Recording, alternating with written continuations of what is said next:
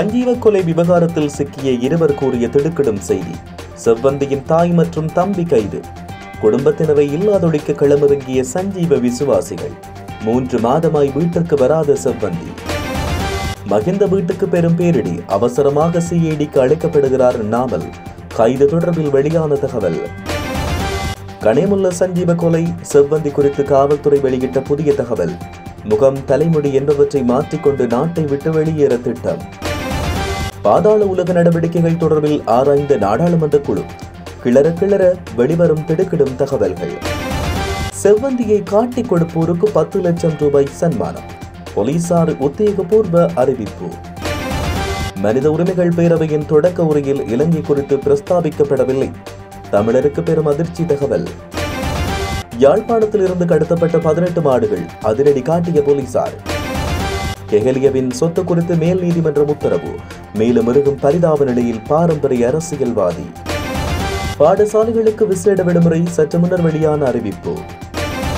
காட்டுப்பகுதிகளில் தொடருந்து சேவை நடைமுறைக்கு வரவுள்ள சிறப்பு திட்டம். யானைகளுக்காக புதிய முடிவு. நீதித்துறையைச் சேர்ந்த பலர் விசாரிக்கப்படுவார்கள். ஊழல்வாதிகளுக்கு பேரிடி செய்தி. சஞ்சீவ விவகாரம். இருவருக்கு 90 நாட்கள் தடுப்பு. தக்க கவனிப்பு கொடுக்கும் போலீசார். ஜனாதிபதி அனுரவின் பாதுகாப்புக்கு அச்சுறுத்தல். புலனாய்வு பிரிவு எச்சரிக்கை. வங்கக்கடலில் இன்று காலை ஏற்பட்ட நிலநடுக்கம்.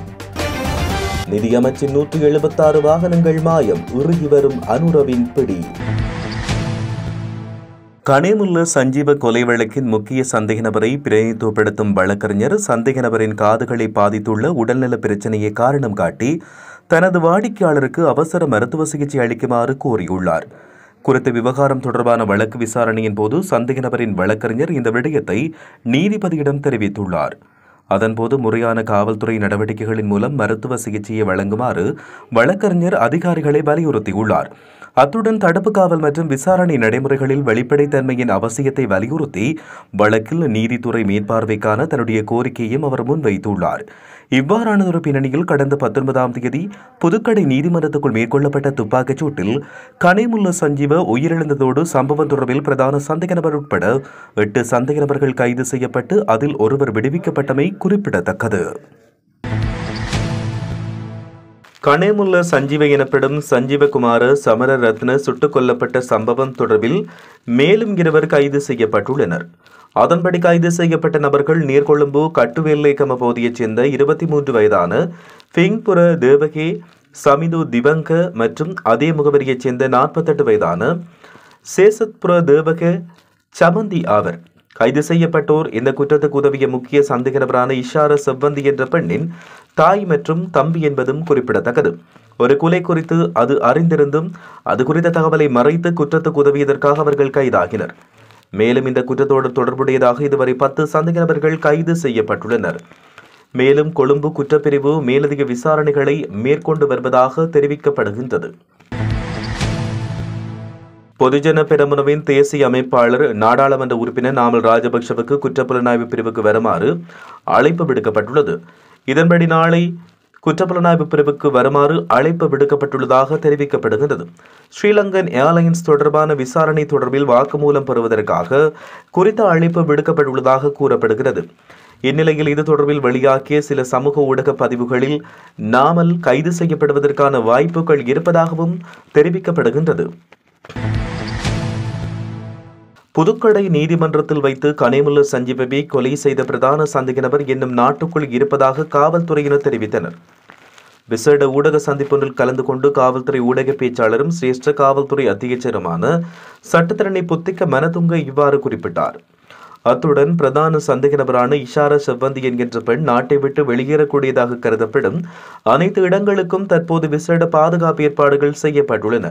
கடந்த 19ஆம் தேதி புதுக்கடை இலக்கம் 5 நீதவான் நீதிமன்றத்தில் கனேமுல்ல சஞ்சீவ சுட்டுக் கொல்லப்பட்ட நிலையில் பிரதான சந்தேக நபருக்கு ஆயுதத்தை வழங்கியவர் கட்டுவெல்லேகம நீர்கொழும்பு முகவரியில் வசிக்கும் 25 வயதுடைய இஷார செவ்வந்தி என்ற இளம் பெண் ஆவார். குற்றம் நடந்த பின்னர் அவர் தலைமறைவாகியுள்ள நிலையில் அவரை கைது செய்வதற்கான நடவடிக்கைகளை காவல்துறையினர் பொதுமக்களின் உதவியை நாடியுள்ளனர். எனினும் இன்று காலை அவரின் தாயும் இளைய சகோதரரும் கொழும்பு குற்றப்புலனாய்வு பிரிவினரால் கொலைக்கு துணை புரிந்த குற்றச்சாட்டில் கைது செய்யப்பட்டுள்ளனர். பாதாள உலக நடவடிக்கைகள் முதன்மையாக போதைப்பொருள் வர்த்தகத்தோடு தொடர்புடையவை என பதில் போலீஸ் மா அதிபர் தெரிவித்தார். பொது பாதுகாப்பு மற்றும் நாடாளுமன்ற விவகாரங்களுக்கான அமைச்சர்கள் ஆலோசனைக் குழுவின் முதல் கூட்டத்தின் போது அவர் இதனை குறிப்பிட்டார். வெளிநாடுகளில் இருந்து இந்த நடவடிக்கையை இயக்கும் நபர்களை அடையாளம் கண்டு கைது செய்து அவர்களை மீண்டும் நாட்டுக்கு கொண்டு வருவதற்கான ராஜதந்திர முயற்சிகள் நடைபெற்று வருவதாக அவர் குறிப்பிட்டார். எதிர்க்கட்சி நாடாளுமன்ற உறுப்பினர்களுக்கான பாதுகாப்பை அதிகரிப்பதற்கான கோரிக்கை குறித்தும் இதன்போது குழு விவாதித்துள்ளது. எனினும் சாத்தியமான அச்சுறுத்தல்கள் குறித்த விசாரணைகள் தொடர்ந்து நடைபெற்று வருவதால் இறுதி முடிவு எதுவும் எடுக்கப்படவில்லை என்றும் பொது பாதுகாப்பு அமைச்சர் ஆனந்த விஜயபால கூறியுள்ளார். மதிப்பீட்டு அறிக்கைகள் முடிந்ததும் தேவையான பாதுகாப்பு நடவடிக்கைகள் செயற்படுத்தப்படும் என அவர் தெரிவித்துள்ளார். கனேமுல்ல சஞ்சீவ கொலை வழக்கு தொடர்பில் தலைமறைவாகியுள்ள இஷாரா செவந்தி என்ற பெண் சந்தேக நபரை பற்றி துல்லியமான தகவல்களை வழங்குவோருக்கு $1 மில்லியன் சன்மானம் வழங்கப்படும் என அறிவிக்கப்பட்டுள்ளது. குறித்த விடயத்தை காவல்துறை ஊடக பேச்சாளர் புத்திக மனதுங்க தெரிவித்தார். கனேமுல்ல சஞ்சீவவை சுட்டுக் கொன்ற பிரதான சந்தேக நபருக்கு உதவி புரிந்த குற்றத்துக்கு தேடப்படும் சந்தேக நபரான பெண்ணின் மேலும் பல புகைப்படங்களை காவல்துறையினர் ஊடகங்களிடம் வெளியிட்டுள்ளனர். ஐநா மனித உரிமைகள் பேரவையின் 58வது கூட்டத்தொடர் திங்கட்கிழமை ஜெனீவாவில் ஆரம்பமானது.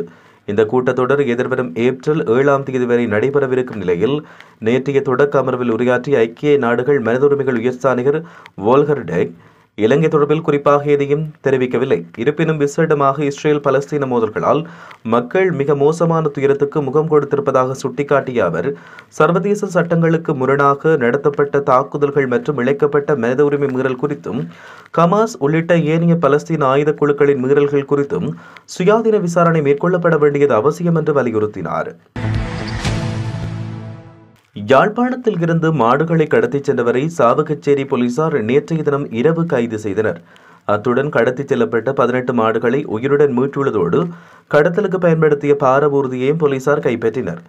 யாழ்ப்பாணத்தில் இருந்து அனுமதியின்றி சட்டவிரோதமாக மாடுகள் கடத்திச் செல்லப்படுவதாக சாவகச்சேரி போலீசாருக்கு கிடைக்கப்பெற்ற ரகசிய தகவலின் அடிப்படையில் வீதியில் பயணித்த பாரவூர்தியை வழிமறித்து சோதனையிட்டனர். அதன்போது பாரவூர்திக்குள் 18 மாடுகள் மிக நெருக்கமாக அடைக்கப்பட்டிருந்தன.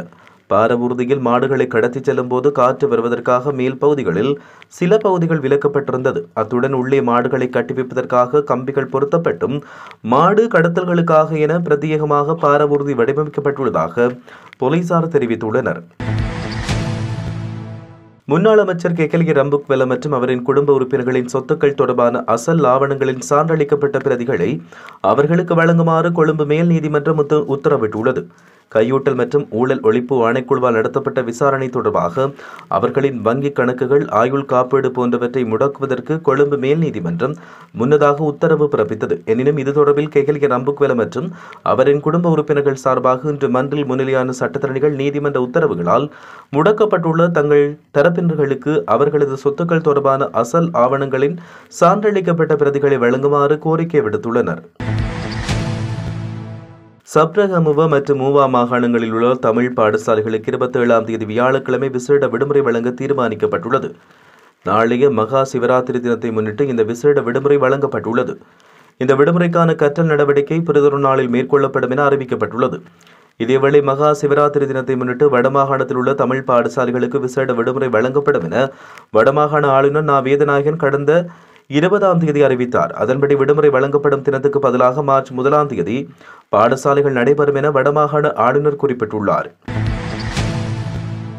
காட்டுப்பகுதிகளில் காட்டு யானைகள் தொடருந்துகளில் மோதுவதை தடுக்க சிறப்பு திட்டம் செயற்படுத்தப்பட்டு வருவதாக தெரிவிக்கப்படுகிறது. இந்த சிறப்பு திட்டம் மட்டக்களப்பு கொழும்பு தொடருந்து பாதையில் யானைகள் தொடருந்துகளில் மோதுவதை தடுக்க முன்னெடுக்கப்பட்டு வருவதாக வீடமைப்புத்துறை பிரதி அமைச்சர் டி.பி. சரத் தெரிவித்தார். இதேவேளை காட்டு யானைகள் தொடருந்துகளில் மோதுவதை தடுப்பதற்கான தொழில்நுட்ப கருவிகளை பயன்படுத்துவது குறித்து சிறப்பு கலந்துரையாடல் ஒன்று நடத்த திட்டமிட்டுள்ளதாக தெரிவிக்கப்படுகிறது. மேலும் வனப்பகுதிகளில் தொடருந்துகளை ஓட்டும் போது வேகத்தை கட்டுப்படுத்துவது குறித்து கவனம் செலுத்தப்பட்டுள்ளதாக அமைச்சர் தெரிவித்தார். கடந்த வாரம் மட்டக்களப்பிலிருந்து கொழும்பு நோக்கி பயணம் செய்த தொடருந்தில் மோதுண்டு 6 யானைகள் பலியாகியிருந்தமை குறிப்பிடத்தக்கது. நீதிமன்றத்துக்குள் கனேமுல்ல சஞ்சீவ கொலை செய்யப்பட்ட சம்பவம் தொடர்பில் நீதித்துறையைச் சேர்ந்த பல அதிகாரிகள் விசாரிக்கப்படுவார்கள் என அரசாங்கத்தின் பிரதம கொறடா நலிந்த ஜேதிச இன்று பாராளுமன்றில் தெரிவித்தார். பாதுகாப்பு படைகள் மற்றும் போலீசுடன் தொடர்புடைய சிலரை நாங்கள் ஏற்கனவே கைது செய்துள்ளோம். அரசாங்கம் இந்த சம்பவத்தை இலகுவாக எடுத்துக் கொள்ளவில்லை என அமைச்சர் கூறினார். எதிர்க்கட்சித் தலைவர் சஜித் பிரேமதாஸ் எழுப்பிய கேள்விக்கு பதிலளித்த போதே அவர் இவ்வாறு தெரிவித்தார். குற்றவியல் கும்பலின் தலைவர் கணேமுல்ல சஞ்சீவவை புதுக்கடை இலக்கம் 5 நீதிமன்ற அறையில் வைத்து சுட்டுக் கொண்ட முன்னாள் கமாண்டோ சிப்பாய் மற்றும் அவரின் ஓட்டுநரை 90 நாட்கள் தடுத்து வைத்து விசாரிக்க கொழும்பு குற்றப்பிரிவுக்கு கொழும்பு தலைமை நீதவான் தனுஜா லக்மாலி இன்று அனுமதி வழங்கினார். சந்தேக நபர்கள் 72 மணி நேரம் தடுத்து வைக்கப்பட்டு விசாரிக்கப்பட்டதாகவும் மேலும் விசாரணைகள் நடைபெற்று வருவதால் பாதுகாப்பு செயலாளரின் அறிவுறுத்தல்களின்படி 90 நாட்கள் தடுத்து வைத்து விசாரிக்க உத்தரவு பெறப்பட்டுள்ளது. கொழும்பு குற்றப்பிரிவு சமர்ப்பித்ததை அடுத்து இந்த அனுமதி வழங்கப்பட்டுள்ளது. ஜனாதிபதி அனுரகுமார திசாநாயக்க பொதுவெளியில் தோன்றுவது அவரின் பாதுகாப்புக்கு அச்சுறுத்தலாக இருப்பதாக புலனாய்வு அமைப்புகள் அடையாளம் கண்டுள்ளதாக தகவல் வெளியாகியுள்ளது. குறிப்பாக நாட்டில் தற்போது நடைபெற்று வரக்கூடிய பாதாள உலக நடவடிக்கைகள் உட்பட சில நடவடிக்கைகள் படிப்படியாக அதிகரித்து வருவதாகவும் அந்த பாதாள உலக நடவடிக்கைக்கு பின்னால் வேறு ஏதேனும் செல்வாக்கு உள்ளதா என்ற சந்தேகம் பாதுகாப்பு படைக்கு இருப்பதாகவும் அறியப்படுகிறது. இதன் விளைவாக தொடர்புடைய பாதாள உலக நடவடிக்கைக்கு பின்னால் யார் இருக்கிறார்கள் என்பது குறித்து புலனாய்வு அமைப்புகள் தொடர்ந்து விசாரணை நடத்தி வருவதாக தெரிவிக்கப்பட்டுள்ளது. ஜனாதிபதி அனுரகுமார திசாநாயக்க சமீப நாட்களாக மக்களிடம் நெருங்கி வந்து கூட்டங்களை நடத்தி அவர்களோடு கலந்துரையாடல்களை மேற்கொண்டு வருகிறார். இந்நடைமுறை ஜனாதிபதியின் பாதுகாப்புக்கு பொருத்தமானதல்ல என்ற கருத்தை சில விமர்சகர்கள் வெளிப்படுத்தியிருந்தனர். தேசிய பாதுகாப்புக்கு எந்த அச்சுறுத்தலும் இல்லை என்று ஜனாதிபதியும் அரசாங்கமும் கூறியிருந்தாலும் இந்த நேரத்தில் ஜனாதிபதியின் பாதுகாப்பு குறித்து உத்தரவாதம் அளிக்க அவரின் பாதுகாப்பு கண்டிப்பாக உறுதி செய்யப்பட வேண்டும் என்று பல தரப்பினரும் கருதி வருகின்றனர். இதன் காரணமாக பொதுமக்களுக்கு அருகாமையில் இருப்பதை குறைக்குமாறும் பாதுகாப்பு படையினர் ஜனாதிபதிக்கு அறிவுறுத்தல் விடுத்துள்ளனர். வங்கக்கடலில் இன்று 5.1 ரிக்டர் அளவில் நிலநடுக்கம் ஏற்பட்டுள்ளதாக சர்வதேச ஊடகங்கள் செய்தி வெளியிட்டுள்ளன. இன்று காலை 6:10 மணியளவில் இந்த நிலநடுக்கம் ஏற்பட்டதாக இந்தியாவின் தேசிய நில அதிர்வு திணைக்களம் தெரிவித்துள்ளது. மேற்கு வங்காள தலைநகர் கொல்கத்தாவில் இருந்து 340 கிலோமீட்டர் தொலைவில் வங்கக்கடலில் 91 கிலோமீட்டர் ஆழத்தில் இந்த நிலநடுக்கம் ஏற்பட்டுள்ளது. இந்த நிலநடுக்கத்தால் எவ்வித பாதிப்பும் ஏற்படவில்லை என்றும் சுனாமி எச்சரிக்கை விடுக்கப்படவில்லை என்றும் குறிப்பிடப்பட்டுள்ளது. இதேவேளை கடந்த ஜனவரி 7ஆம் தேதி நேபாளம் மற்றும் இந்தியாவின் சில பகுதிகளில் ஏற்பட்ட சக்தி வாய்ந்த நிலநடுக்கத்தால் 90க்கும் மேற்பட்டோர் உயிரிழந்துள்ளமை குறிப்பிடத்தக்கது. இலங்கை நிதியமைச்சின் கீழ் பதிவு செய்யப்பட்ட 257 வாகனங்களில் 176 வாகனங்கள் மாயமாகி உள்ளமை தேசிய கணக்காய்வு அலுவலகத்தின் அறிக்கை மூலம் வெளிப்படுத்தப்பட்டுள்ளது. போக்குவரத்து திணைக்களத்தின் 2023ஆம் ஆண்டுக்கான தரவுகளின் பிரகாரம் மேற்குறிப்பிடப்பட்ட 176 வாகனங்கள் தற்போது எங்கே உள்ளது என்பதை உறுதிப்படுத்திக் கொள்ள முடியவில்லை என தேசிய சிங்கள பத்திரிகை ஒன்று செய்தி வெளியிட்டுள்ளது. சிறைக்குள் கணேமுல்ல சஞ்சீவவின் கொலையாளிக்கு விசாரணையின் போது நேர்ந்த நிலை, அவசர மருத்துவ சிகிச்சைக்கு பரிந்துரை, சிறையை விட்டு வெளியே கொண்டு வரப்பட உள்ளதாக தகவல். சஞ்சீவ கொலை விவகாரத்தில் சிக்கிய இருவர் கூறிய திடுக்கிடும் செய்தி, செவ்வந்தியின் தாய் மற்றும் தம்பி கைது, குடும்பத்தினரை இல்லாதொழிக்க களமிறங்கிய சஞ்சீவ விசுவாசிகள், 3 மாதமாய் வீட்டிற்கு வராத செவ்வந்தி, மகிந்த வீட்டுக்கு பெரும் பேரிடி, அவசரமாக சிஐடிக்கு அழைக்கப்படுகிறார் நாமல், கைது தொடர்பில் வெளியான தகவல். கணேமுல்ல சஞ்சீவ கொலை செவ்வந்தி குறித்து காவல்துறை வெளியிட்ட புதிய தகவல், முகம் தலைமுடி என்பவற்றை மாற்றிக்கொண்டு நாட்டை விட்டு வெளியேற திட்டம், பாதாள உலக நடவடிக்கைகள் தொடர்பில் ஆராய்ந்த நாடாளுமன்ற குழு, கிளற கிளற வெளிவரும் திடுக்கிடும் தகவல்கள், செவ்வந்தியை காட்டிக் கொடுப்போருக்கு 10 லட்சம் ரூபாய் சன்மானம், போலீசார் உத்தியோகபூர்வ அறிவிப்பு, மனித உரிமைகள் பேரவையின் தொடக்க உரையில் இலங்கை குறித்து பிரஸ்தாபிக்கப்படவில்லை, தமிழருக்கு பெரும் அதிர்ச்சி தகவல், யாழ்ப்பாணத்தில் இருந்து கடத்தப்பட்ட 18 மாடுகள் அதிரடி காட்டிய போலீசார், கெஹலியவின் சொத்து குறித்து மேல் நீதிமன்றம் உத்தரவு, மேலும் இருக்கும் பரிதாப நிலையில் பாரம்பரிய அரசியல்வாதி, பாடசாலைகளுக்கு விசேட விடுமுறை சற்று முன்னர் வெளியான அறிவிப்பு, காட்டுப்பகுதிகளில் தொடருந்து சேவை நடைமுறைக்கு வரவுள்ள சிறப்பு திட்டம், யானைகளுக்காக புதிய முடிவு, நீதித்துறையைச் சேர்ந்த பலர் விசாரிக்கப்படுவார்கள், ஊழல்வாதிகளுக்கு பேரிடி செய்தி, சஞ்சீவ விவகாரம் இருவருக்கு 90 நாட்கள் தடுப்பு, தக்க கவனிப்பு கொடுக்கும் போலீசார், ஜனாதிபதி அனுரவின் பாதுகாப்புக்கு அச்சுறுத்தல், புலனாய்வு பிரிவு எச்சரிக்கை, வங்கக்கடலில் இன்று காலை ஏற்பட்ட நிலநடுக்கம், நிதியமைச்சின் 176 வாகனங்கள் மாயம், உருகி வரும் அனுரவின் பிடி.